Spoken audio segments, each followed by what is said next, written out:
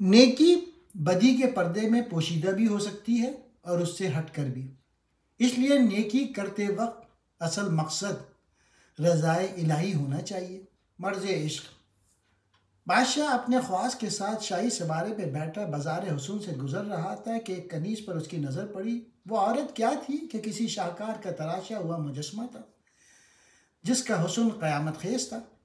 बादशाह जब वापस लौटा तो दिल बेकरारी को किसी घड़ी चैन नहीं आ रहा था। वो उस औरत पर कुर्बान हो चुका था। बादशाह ने मुंह मांगी कीमत दे के उस औरत को खरीद लिया। अभी आंखें ठंडी होने भी ना पाई थी कि वो औरत बीमार हो गई।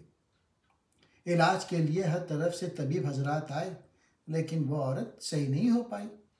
अब उस बादशाह ने अल्लाह ताला की तरफ रुजू किया, या अल्लाह तू दिलों के भेद जानता है, मैंने तबीबों पर भरोसा किया, मेरा कसूर माफ़ फरमा, मैं क्या अर्ज़ करूं, तू हमारे असरार से बाखबर है। रोते रोते बादशाह को ऊँग आ गई और किस्मत जाग गई। बिशारत मिली कि कल एक मुसाफिर तेरे पास आएगा, उसके इलाज से कनीज को शफा होगी। बादशाह बड़ी बेताबी से उसकी राह देखने लगा। एक बुजुर्ग शख्स दूर से हिलाल की तरह जाहिर हुआ। जूं जूं नजदीक आता आफताब की तरह उसकी रोशनी फैलती गई। बादशाह ने आगे बढ़ के उसका इस्तकबाल किया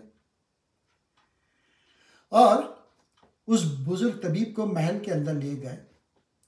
तबीब ने मरीजा के चेहरे की रंगत और नब्ज देखी, बीमारी की अलामत और असबाब के मुतालिक गौर किया। सब कुछ देख सुनकर दिल में कहा, यह मर्ज इश्क मालूम होता है। तबीब ने सबको कमरा खाली करने को कहा। फिर उसने पूछा, ऐ शाह बेगम, ये तो बताएं आप किस इलाके की रहने वाली हैं। ये इसलिए कि हर इलाके का तरीक़े इलाज मुख्तलिफ होता है।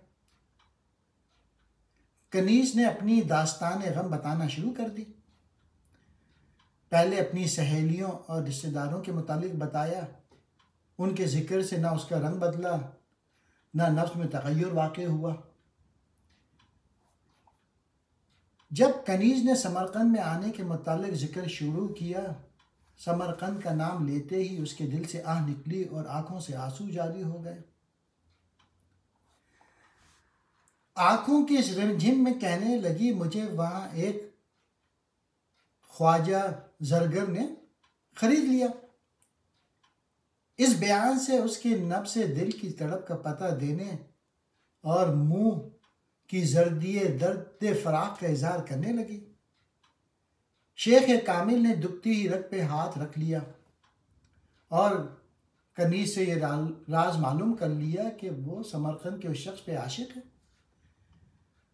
तबीब ने कनीज़ को तसल्ली दी कि इत्मीनान रखिए, तुम जल्द तंदुरुस्त हो जाओगे। तबीब ने बादशाह को बताया कि मैंने मर्ज़ मालूम कर लिया है, आप किसी तरीके से उस शख्स को समरकंद से यहाँ बुलवाएं। बादशाह ने अपने दो ख़ास दाना आदमी समरकंद भेजे जो सुनार से जाके मिले और उसको इत्तला दी कि बादशाह तुम्हारी हुनरमंदी का सुनकर बड़ा खुश हुआ है। उसने तुम्हारे लिए बेशक कीमत माल और ज़र भेजा है। उसकी ख्वाहिश है कि तुम उसके पास आओ और उसके ख़ास मसाइलों में शामिल हो जाओ। बादशाह की इनायत देख के वो बहुत खुश हुआ। उसी वक्त उसने उन सबको छोड़कर उनके साथ जाने के लिए तैयार हो गया। समरकंद का सोनार जब महल में पहुंचा तो बादशाह ने उठ के उसकी ताज़ीम की और हुक्म जारी किया, तुम बेफिक्री के साथ हमारे पास रहो, बादशाहों के लायक सोने के जेवरात और बर्तन तैयार करो।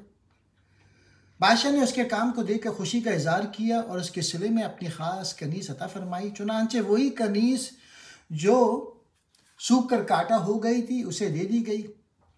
कनीज़ जब अपने दिल रुबा सुनार के पास पहुंची तो उसका दुख दर्द सब जाता रहा। देखते ही देखते वो चंद माह में सही सलामत हो गई। उसका खोया हुआ रूप फिर वापस आ गया। अब तबीब कामिल ने ऐसा शरबत तैयार किया जिसे सुनार ने पिया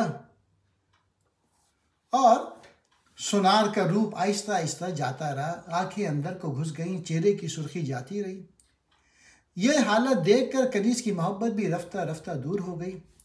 अब वो कनीज़ इश्क की बीमारी से शफा पा गई। उस कनीज़ की मोहब्बत सिर्फ सूरत परस्ती थी, इसलिए सूरत के बिगड़ने से आहिस्ता आहिस्ता वो इश्क भी ज़ाइल हो गया। जो इश्क सिर्फ रंग और रूप की खातिर होता है वो दरअसल इश्क नहीं बल्कि फिस्क होता है। ज़ाहिरी सूरत का इश्क आखिरकार बदनामी और बेइज्जती का मौजूब बनता है। दरसे हिकायत है, नेकी बदी के पर्दे में पोशीदा भी हो सकती है और उससे हटकर भी।